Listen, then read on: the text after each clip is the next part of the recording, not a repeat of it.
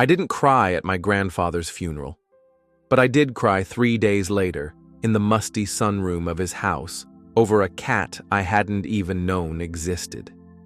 It was late March when I got the call. One of those in-between weeks where winter hadn't quite let go of the Midwest, but spring was starting to make promises. Slushy sidewalks, pale gray skies, daffodils pushing up like they were daring the frost to bite again.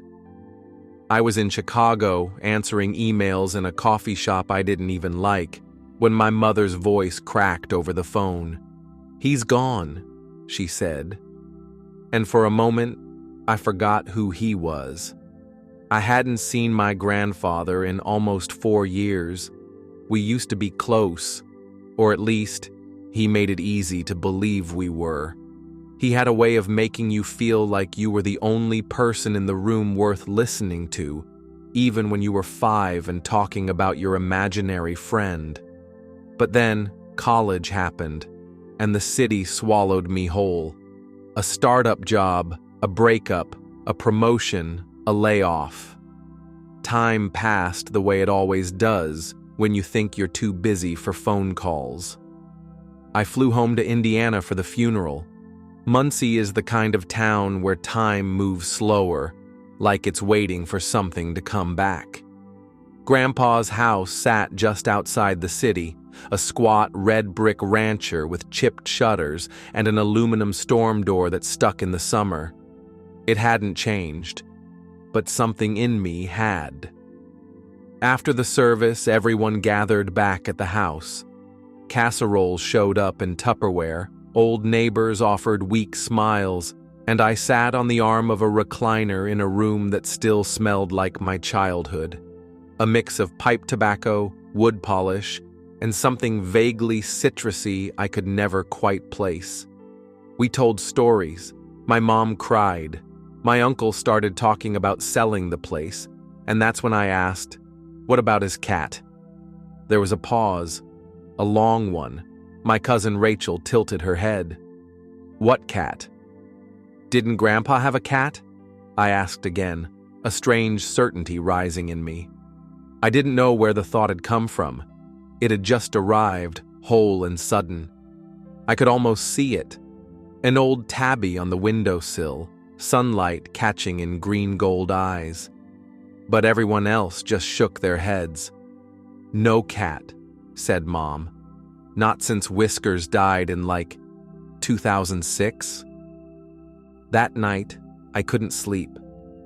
I stayed in the guest room, the one with the faded quilt and the bookshelf full of old Reader's Digests and World War II biographies. Around 2:30 a.m., I got up and wandered the house barefoot. I wasn't looking for anything. Or maybe I was. The house felt different without Grandpa's slow, steady breathing, without the hum of his oxygen machine, without the muffled baseball game playing on low volume from the back room. It felt like someone had turned down the gravity, and then I saw it. A shadow moved in the sunroom. I froze, listened, soft padding, like footfalls on old carpet. I opened the glass-pane door quietly and stepped inside. There, nestled in Grandpa's old corduroy armchair, the one no one else ever dared sit in, was a cat. Gray-brown, thick-furred, with a white chin and long whiskers. Not young, not frail either. Its eyes opened slowly when it noticed me. Green, sharp, too calm for a stray. It didn't move, just watched. I didn't know what to do. "Hey there," I whispered, crouching slightly. "You live here?" The cat blinked once, slowly, and that was how I met her. In the morning, I asked everyone again. "There was a cat in the sunroom," I said, standing in the kitchen while someone sliced bagels and my cousin's toddler screamed about something sticky on her sleeve. Rachel rolled her eyes. "You sure you weren't dreaming?" I talked to her. My uncle frowned. "Maybe one of the neighbors' cats?" "No collar," I said. "She looked at home." My mom sighed. "Honey, Your grandfather could barely take care of himself this past year. There's no way he had a cat. But I knew what I saw, and more than that, I felt it. The cat wasn't just in the house, she belonged to it. The next day, the house emptied. My relatives left. I stayed behind, saying I wanted to help with paperwork, but really, I just wasn't ready to go back. To what? I wasn't even sure anymore. The cat stayed too. She didn't have a name tag, no chip. I took her to the vet just to be sure. She's about 10, the vet said, running a hand down her back. Healthy. No microchip, but she's been well cared for. Someone loved this cat. I believed him. Back at the house, I opened every cabinet, every drawer, looking for a clue. Nothing. No photos, no food bowls, no litter box. And yet, she was here, like she had always been. I started calling her June. No reason, it just fit. She was quiet, but not distant. When I sat on the couch with a folder of my grandfather's bills and legal papers, she jumped up beside me and curled into a loose, elegant ball, her tail flicking once. When I walked the hallways at night, she followed. Not too close, just enough to let me know I wasn't alone. And the strange thing was, she reminded me of him. Something in her stillness. The way she listened, even when no words were spoken. The way she chose her presence carefully without asking for permission but never overstaying it. A few days later, I called my mom. I'm not going back yet, I told her. She paused. You okay? I think Grandpa left something behind for me, I said. I didn't mean the house.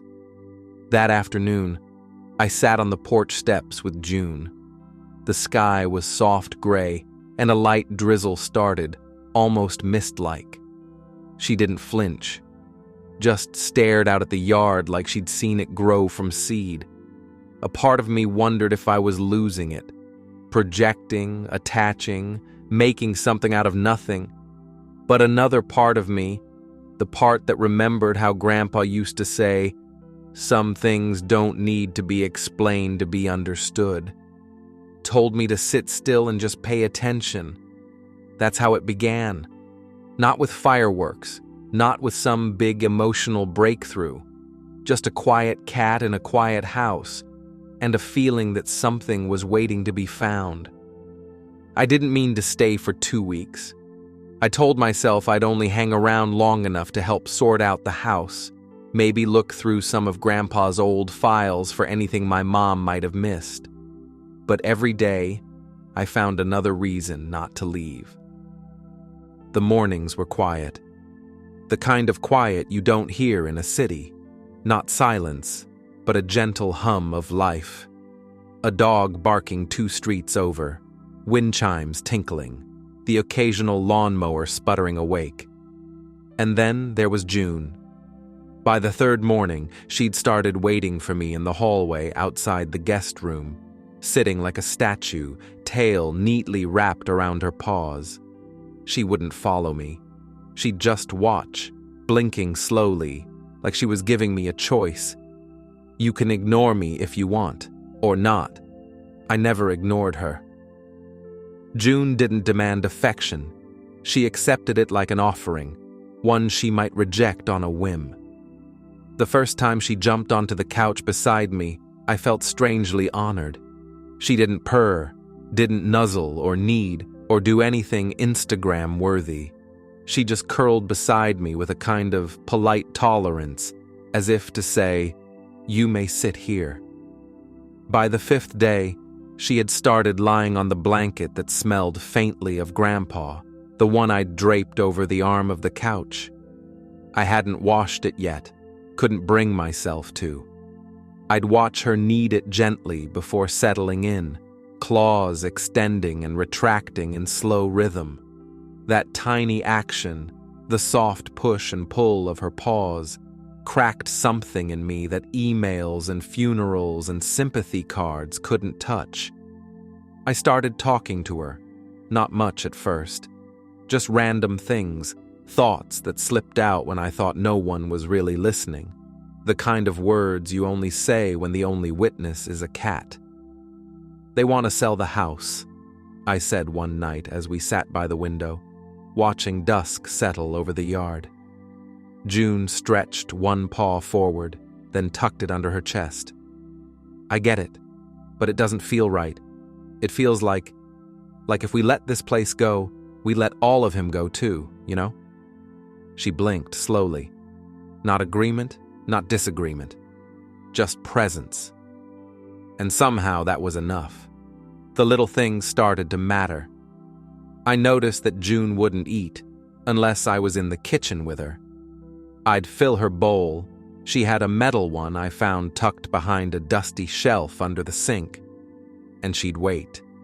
Sometimes she'd just sit beside it until I leaned against the counter or washed a mug, and then, like some unspoken permission had been granted, she'd eat.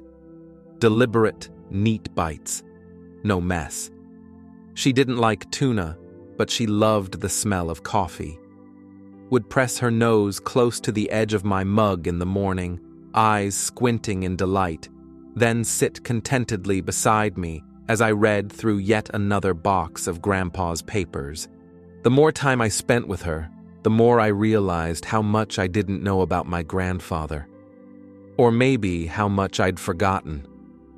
His handwriting, a steady, confident script, covered index cards tucked into books all over the house.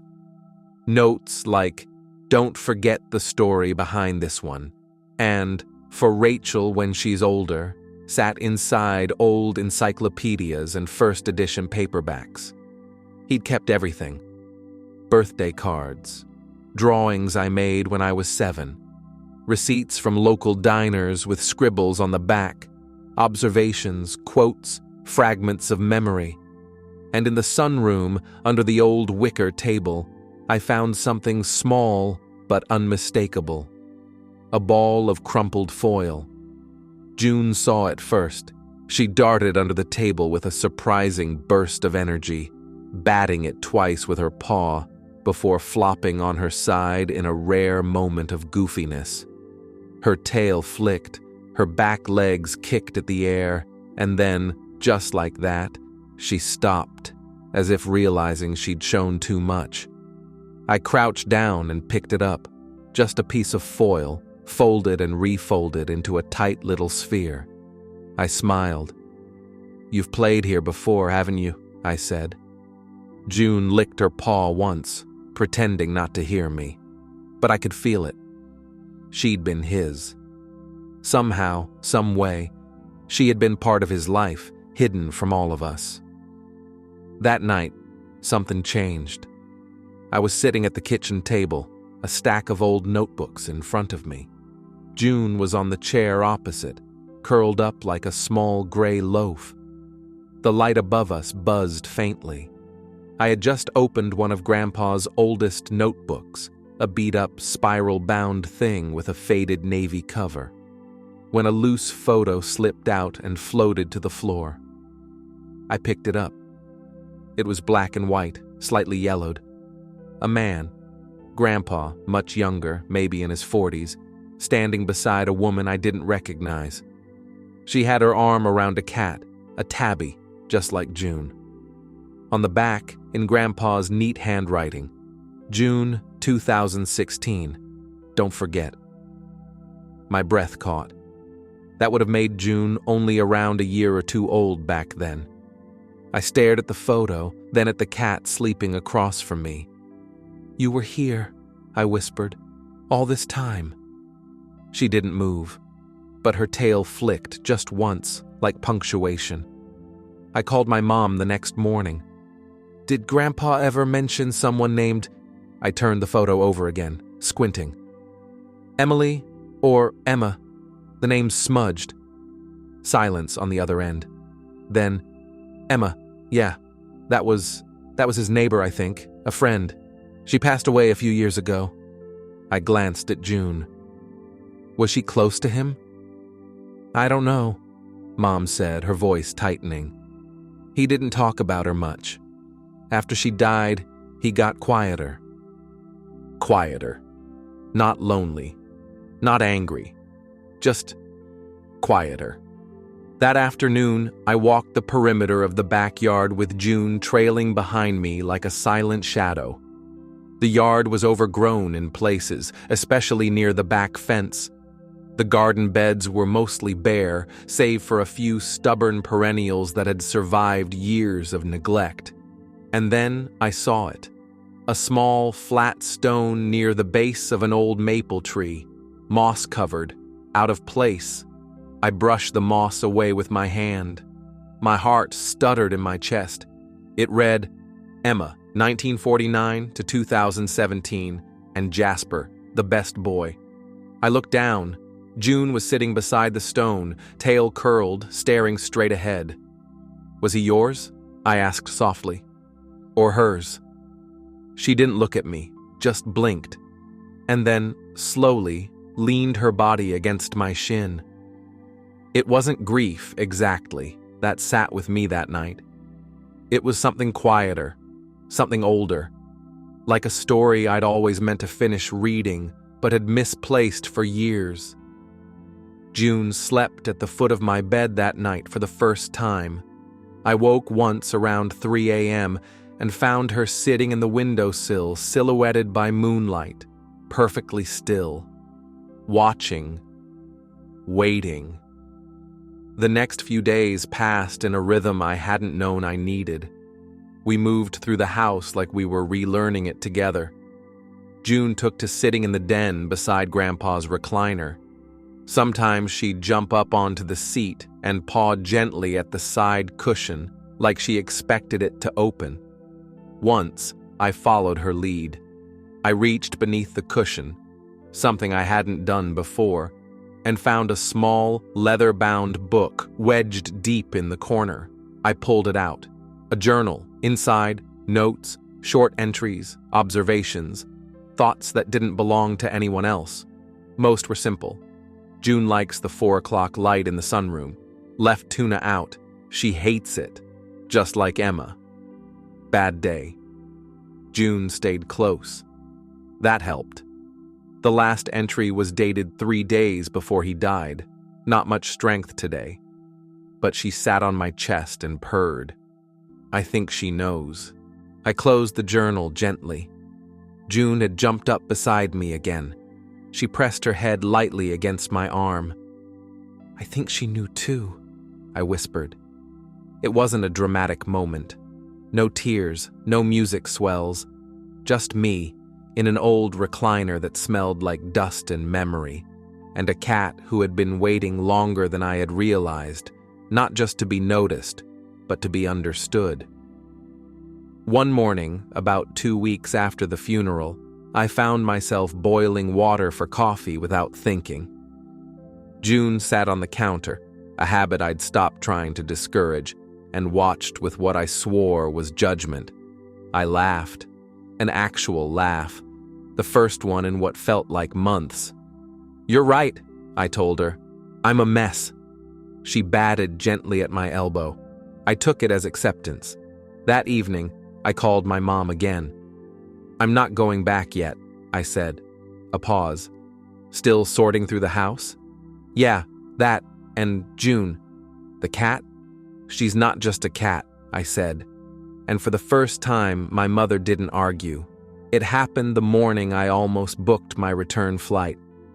I was sitting at Grandpa's kitchen table, laptop open, cursor hovering over the confirm purchase button for a one-way ticket back to Chicago. June was asleep on the windowsill, tail twitching gently in her sleep. The morning light was coming in soft and golden, casting long lines across the tile floor. It was a pretty morning, the kind that made you forget grief had ever lived here. I should have clicked it.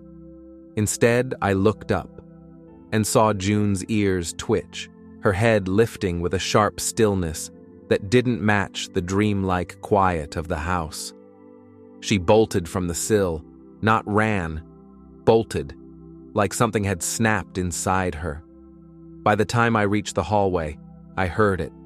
The distinct scratch, scratch, scratch of claws on hard wood. I followed the sound to Grandpa's old study, a room I'd opened only once since the funeral, mostly because it had felt so untouched, like it was still waiting for him. June was pawing frantically at the bookshelf, not the shelves themselves, but the bottom panel, the baseboard section that ran along the floor. She was low to the ground, her body tense, back legs shifting like she might pounce on something invisible. Hey, what's going on?" I crouched beside her. She looked at me, then back to the panel, then back at me again. And then she did something she hadn't done before. She meowed. Not loud, not desperate, but pointed, intentional, like a cue. The panel was loose. I would have never noticed it on my own. It blended in perfectly with the wood trim. But when I ran my fingers along the edge, I felt the tiny give beneath my palm, a hidden latch. With a small tug, it came free. Behind it, a shallow, dust-lined compartment about 3 feet wide and maybe a foot deep, and inside it, stacked neatly in 2 faded shoeboxes, were envelopes. Dozens of them, maybe 100, all addressed in the same steady handwriting. For Rachel, for Ellie, for Ben, for me. That last one stopped me. For me. I pulled it out carefully. The envelope was thick, sealed with a strip of brittle tape. It had yellowed along the edges, the paper soft and worn, like it had been touched many times before being put away for good. I opened it. Inside, a letter. And it began like this. "If you're reading this, it means I didn't get to say goodbye the way I wanted to. I'm sorry for that. I know I was stubborn. I know I pushed people away. But there are things I need you to know, and this is the only way I could get them out." I read the entire letter in silence. It was the first of many. Each one was written for a different person in our family, and each one peeled back a layer of Grandpa I didn't know existed. He wrote about Emma, his neighbor, yes, but also something more, a quiet companion, a kindred spirit, someone he'd loved in his own quiet, careful way after my grandmother passed. They'd never married, never lived together, but they had a ritual: breakfast on Tuesdays, walks on Sundays, gardening in the summer, and a cat, Jasper, who had once belonged to Emma, then both of them. When Jasper died, Emma was heartbroken. Grandpa wrote that he'd never seen someone mourn an animal like that. "People think grief only counts if it's about humans," he wrote, "but animals hold parts of us that people never reach." 2 years after Jasper passed, Emma found June. "She just showed up," he wrote, "out of nowhere, skinny and silent. Emma swore she wasn't ready, but June had other plans." They took her in together. When Emma died in 2017, June stayed, not because she had to, because she chose to. And my grandfather, who could barely keep his own plants alive, learned to care for something again. "I don't know if I ever told you this," he wrote, "but June saved me. After Emma, after everything." I found myself crying, silently, my fingers trembling against the paper. June had been there through it all, hidden in plain sight, unseen, unspoken, like grief, like memory. I looked up, and she was sitting beside me, eyes wide, watchful, and I knew she had brought me here, not by accident, not by habit, by choice. I didn't book the flight. Instead, I sat on the living room floor that night with all the envelopes spread around me, June curled beside my leg, her body warm against mine. I read every letter meant for someone else, even though I probably shouldn't have. It felt like trespassing, but also like forgiveness. And then I found something that wasn't a letter. It was a small notebook, plain black with the words, "If you keep anything, let it be this," written in ink on the first page. Inside were memories, snippets, observations, a kind of emotional inventory. He wrote about my mother's laugh when she was young, about the time I fell off my bike in 3rd grade and refused to cry until he brought me a grape soda. He wrote about Emma's garden and about how June only sat in the window when the sun hit it just right. And he wrote about regret, a lot of it. I thought if I kept the hard parts to myself, I was protecting everyone. But silence has a weight, and it doesn't stay on your own shoulders. It finds its way into the people you love. It hit me like a punch to the chest, because that's exactly what we had done. All of us. We'd boxed up grief in neat little containers, labeled it fine and normal, and we're moving on. But the silence had followed us. It had followed me, all the way back here. That night, I sat with June for hours in the sunroom. She lay beside me on the corduroy armchair, head resting lightly against my side. Every now and then, she'd look up at me like she was checking in. I whispered to her, told her about the startup I hated, about the breakup I pretended I was over, about how tired I was of pretending I had everything figured out. And when I finally went quiet, she placed one paw gently over my wrist and left it there. A silent gesture. It said more than I could. The next day brought a different kind of silence, the kind that hums with decisions. I called my mom again. "Hey," I said, "I found something in the house." "What kind of something?" "Letters, from Grandpa, for you, for all of us." A long pause. "You read mine?" "I did," I said. "I'm sorry." She didn't answer right away. Then, "Was it honest?" I smiled. Painfully. We agreed to meet that weekend. My mom, my uncle, my cousin Rachel, all of us, back at the house, to read, to talk, to decide, not what to do with the property, but what to do with what we'd found. The day they came back, June disappeared, just vanished. I checked every room, under every bed, behind every curtain. I even walked the backyard in circles like a lost tourist. "She's gone," I said, panicking. "She'll be back," my mom said calmly. "How do you know?" She gave me a small smile. "Because she's not done yet." The family gathered in the living room, eyes cautious, hearts hesitant. I passed around the letters. No one said much at first, just the soft sound of paper unfolding, of breath catching in the throat. And then, slowly, we began to speak. About Grandpa, about Emma, about things we'd buried long before we buried him. There were tears, some laughter, awkward silences that gave way to something softer. We talked like people who hadn't known how to talk before. People finally allowed to say the hard parts out loud. It was near sunset when I walked into the sunroom again, empty mug in hand, emotionally wrung out.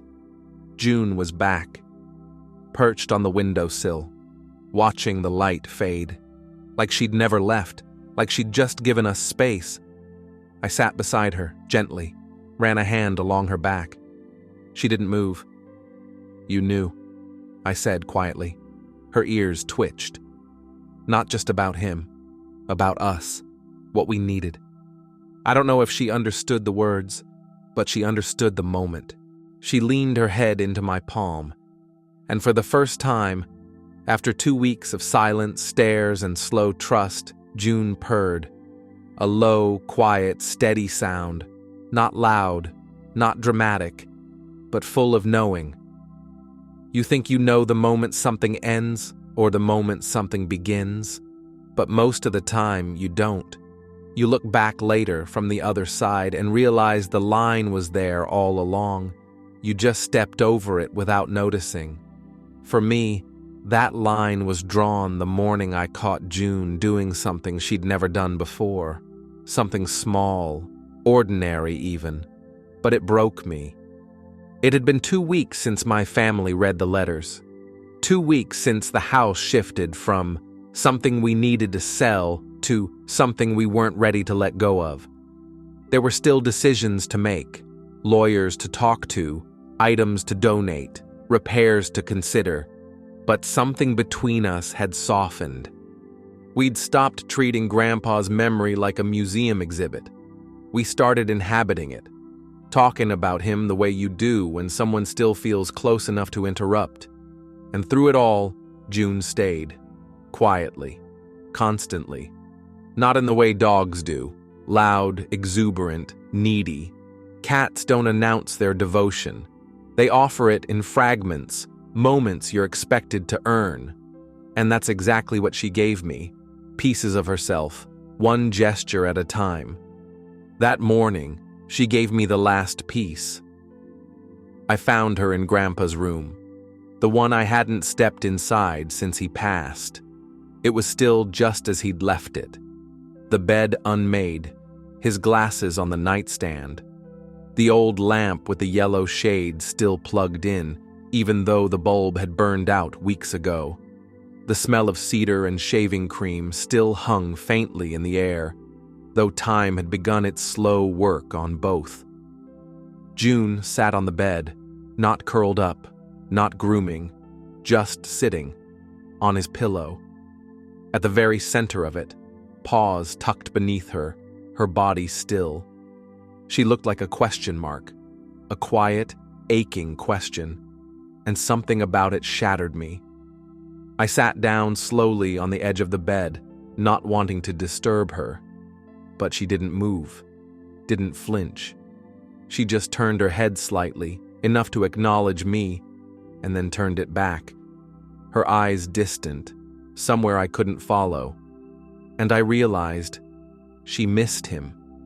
Not in the way people say animals miss you when you're gone for the weekend, but in the way we miss someone who shaped the rhythm of our days. She missed the hand that used to stroke her head without words, the sound of a voice that spoke in half-whispers, the simple presence of someone who saw her. The same things I missed, and I said it out loud without meaning to. I miss him too. She closed her eyes, and I let myself cry. It wasn't loud, it wasn't cinematic, it was quiet, like everything else about this house. I sat there on the bed, back slightly hunched, tears falling into the creases of my jeans. I cried not just for him, but for the years I'd let slip away, for the conversations I'd never have, for the version of me that thought grief came only at the end of a life. June stayed on the pillow. She didn't come closer, didn't purr, didn't rub against me. She just stayed. And that meant more than anything else she could have done. Later that afternoon, I found myself in the attic. It was hot, the kind of thick heat that only exists in insulation-filled crawl spaces, and I wasn't even sure what I was looking for. A box of old photo albums, maybe. Some of Grandpa's tools.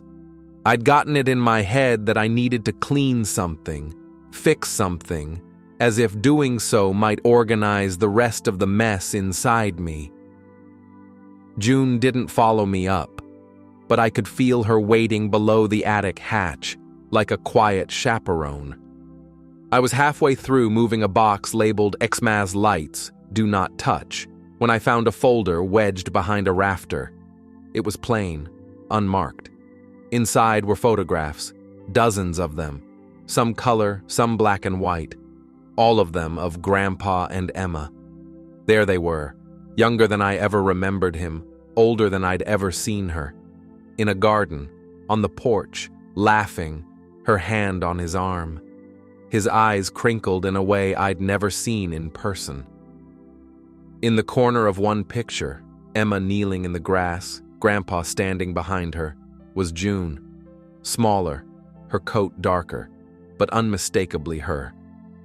The caption on the back said, Family, 2016. I sat on the attic floor for a long time with that photo in my hands. Because that's what this was, wasn't it? Family.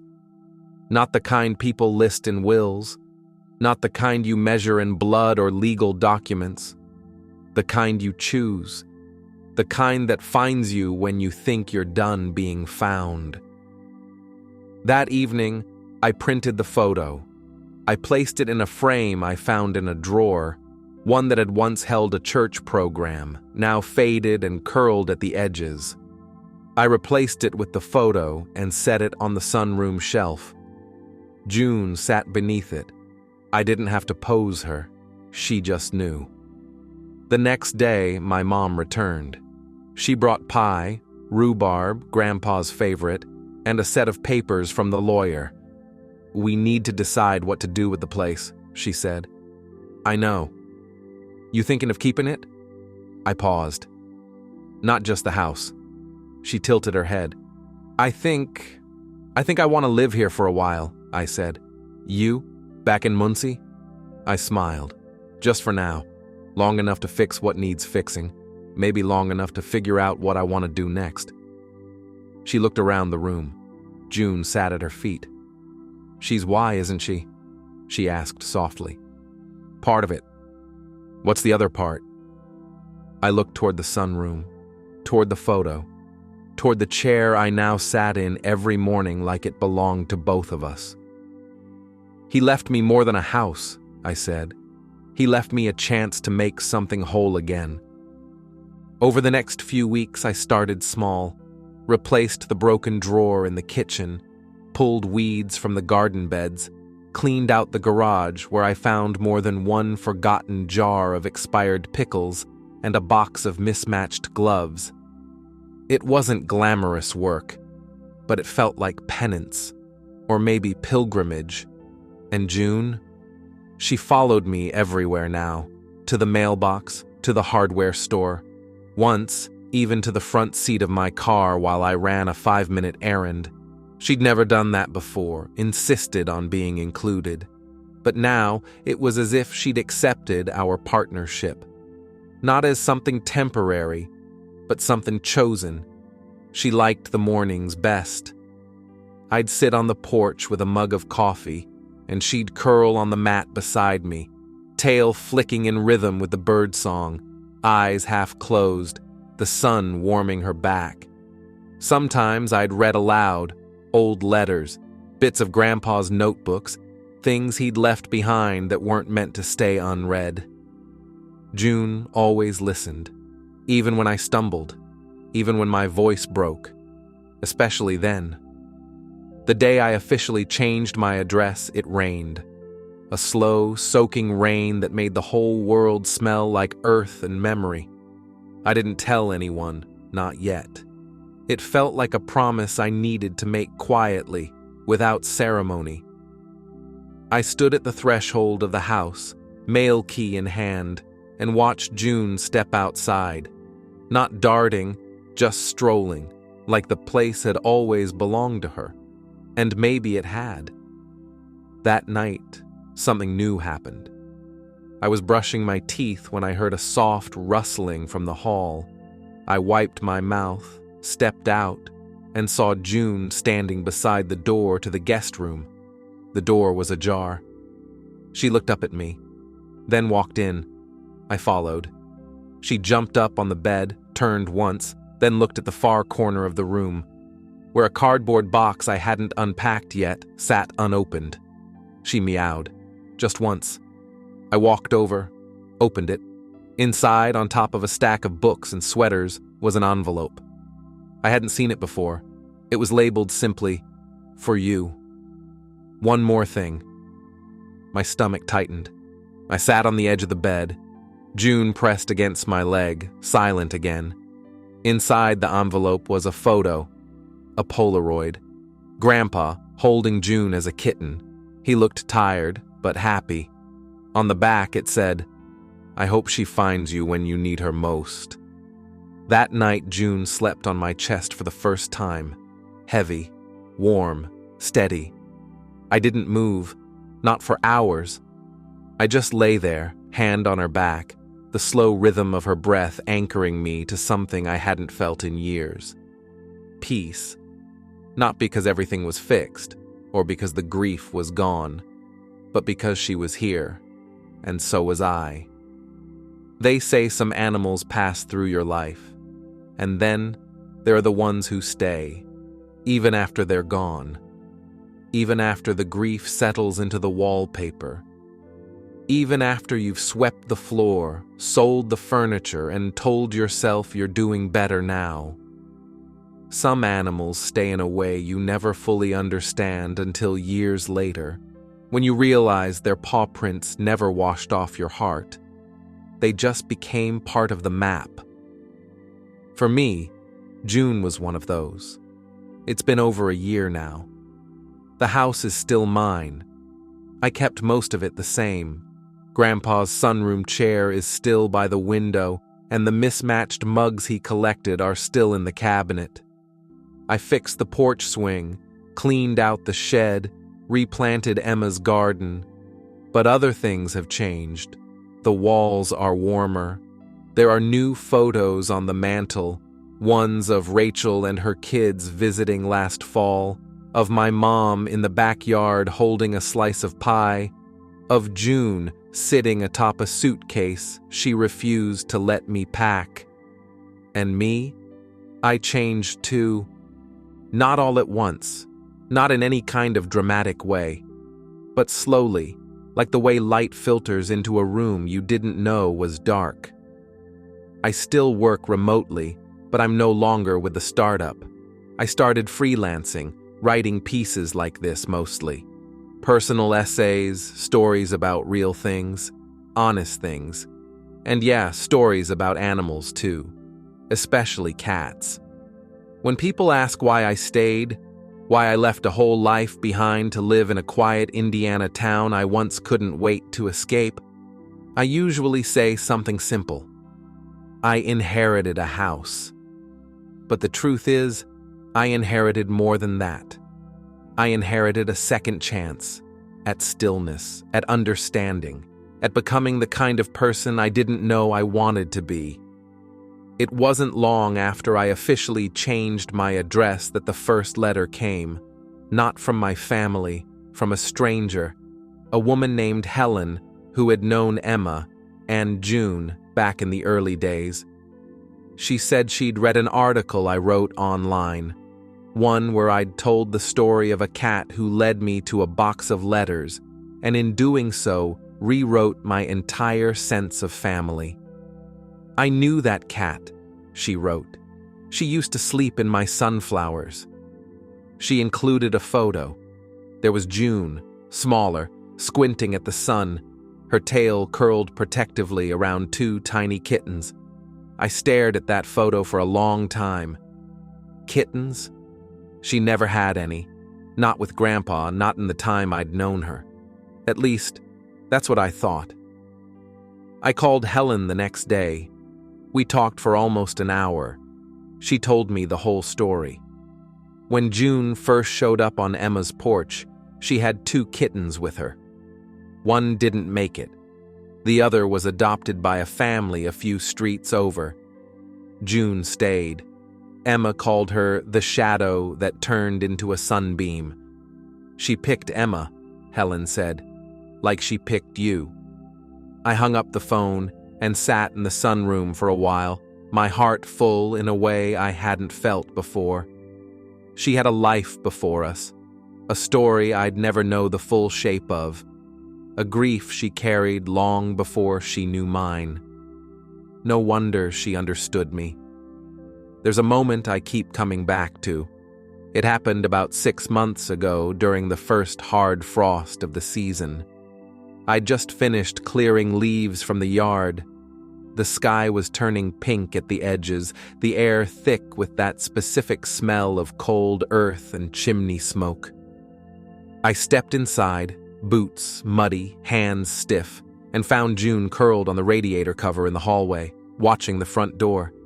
She lifted her head when I came in, her eyes slow, heavy. "Hey," I said. "It's getting cold."